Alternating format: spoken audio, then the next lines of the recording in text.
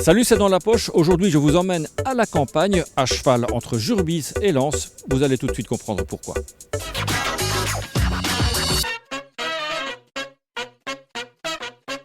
Première étape de notre parcours, on va juste là-bas, à la ferme du parc à Montigny-les-Lens. Vous me suivez ?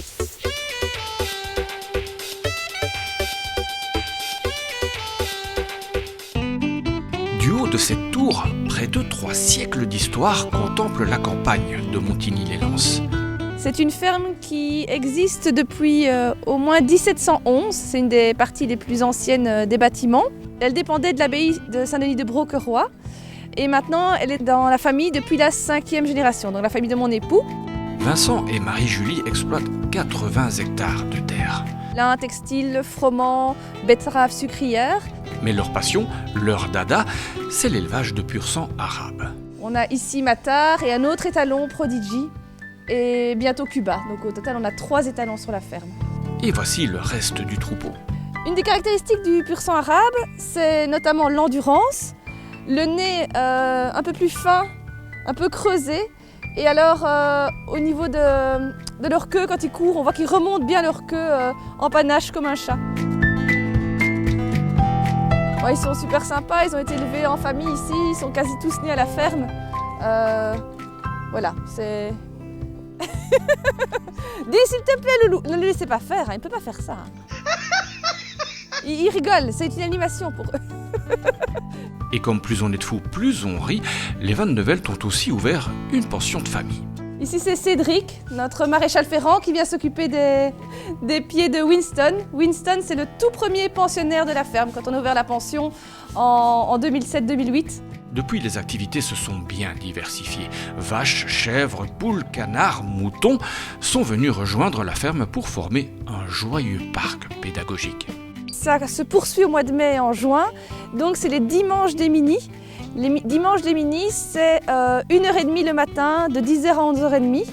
Un enfant de maximum 4 ans, avec un de ses parents ou grands-parents ou parrain-marraine, des petits groupes qui viennent ici visiter la ferme et nourrir tous nos animaux.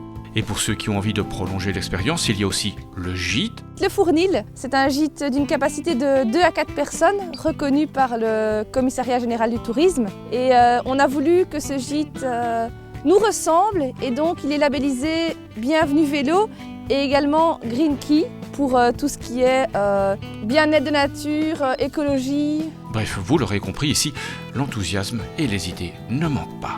Toutes les journées sont différentes et ça c'est vraiment chouette. Ça fait avancer et on a encore énormément de projets et plein d'idées, mais voilà, il faut pouvoir avancer petit à petit. Après la ferme du parc, je vous emmène à la distillerie Scoufler. C'est à Herchy. Il paraît qu'ils ont un remède de cheval contre le Covid. Bienvenue à la maison Scoufler. Et la maison Scoufler, c'est une histoire de famille. Je suis la 6e génération. C'était déjà une distillerie, une brasserie et un négoce en vin avant que la Belgique ne soit Belgique. Fidèle à ses racines, Philippe continue à vendre le vin que ses arrière-grands-parents importaient déjà en 1826. Ouais, j'ai habité 2 ans, j'ai fait mes études à l'université de Bourgogne et j'ai habité 2 ans à Nuits-Saint-Georges, au château de Nuits-Saint-Georges. Mais la spécialité de la maison, c'est d'abord la distillerie. Distillerie qu'on a entre guillemets plus ou moins abandonnée parce que pour pouvoir avoir quelque chose de plus constant dans le temps, on est devenu au fil du temps affineur. L'affinage se déroule ici, dans cet atelier, dans ces fûts. C'est là que Philippe distille la Scoufler Touch. On a une odeur, on a une première impression en bouche, on a un goût en bouche et on a une finale. Et il n'y a pas de moment où on se dit tiens, il manque quelque chose. Mi-énologue, mi-affineur, Philippe est aussi un peu apothicaire.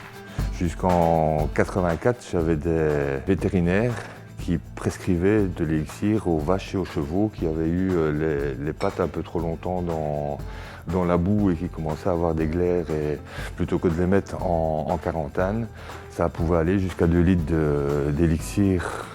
La bête, elle dormait pendant 24 heures, mais quand elle se réveillait, elle était bon pied, bon oeil. Elle avait fini sa maladie. Et comme la santé est un vrai trésor, Philippe a aussi mis au point une liqueur d'or. Et on l'a agrémentée de réelles paillettes d'or 24 carats. Une fois que vous l'avez ingéré, vous allez le déféquer de la même manière, mais en ayant attiré le plomb et le mercure qu'il y a dans votre organisme, et vous allez assainir un peu votre organisme. Voilà, on attend maintenant avec impatience l'élixir contre le Covid.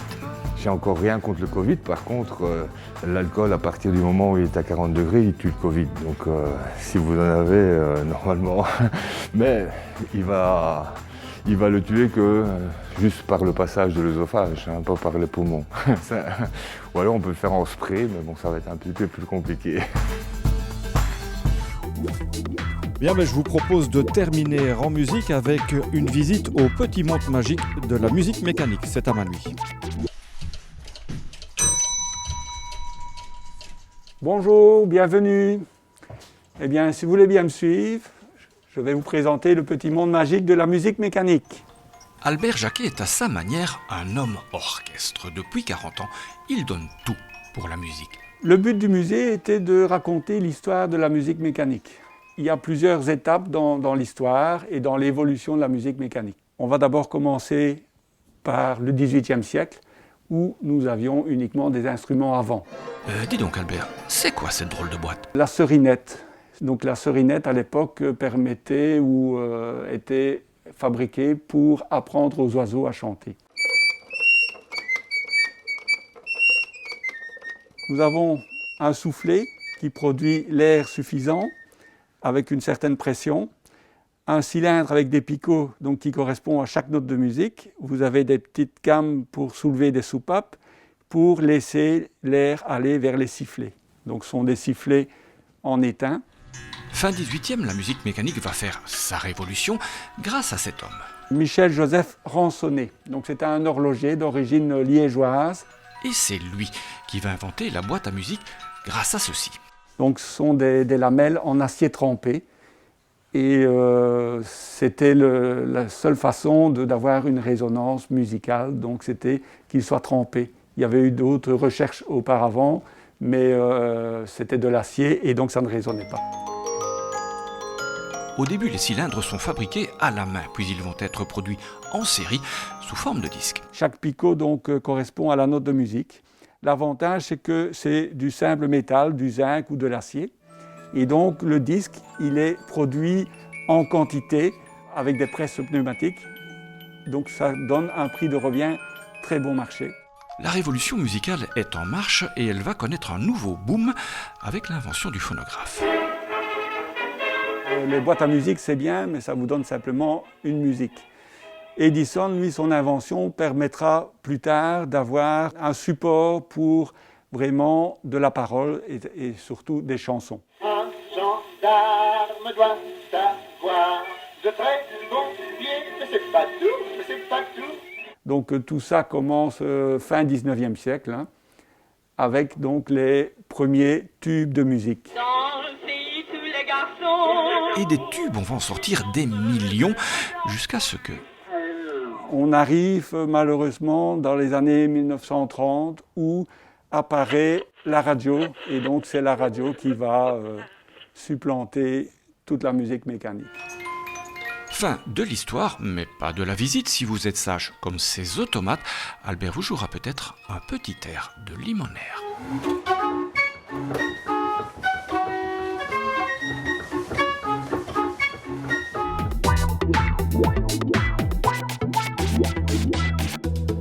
Voilà, il y a encore plein de choses à voir ici dans la région de Jurbis et de Lens. Et pourquoi pas à vélo, tiens. Derrière moi, cet abri vélo, c'est la première trace du projet de supracommunalité financé par la province dans ces deux communes. Prochainement, on va baliser des circuits pédestres et cyclos entre les deux gares. Vous savez ce qu'il vous reste à faire.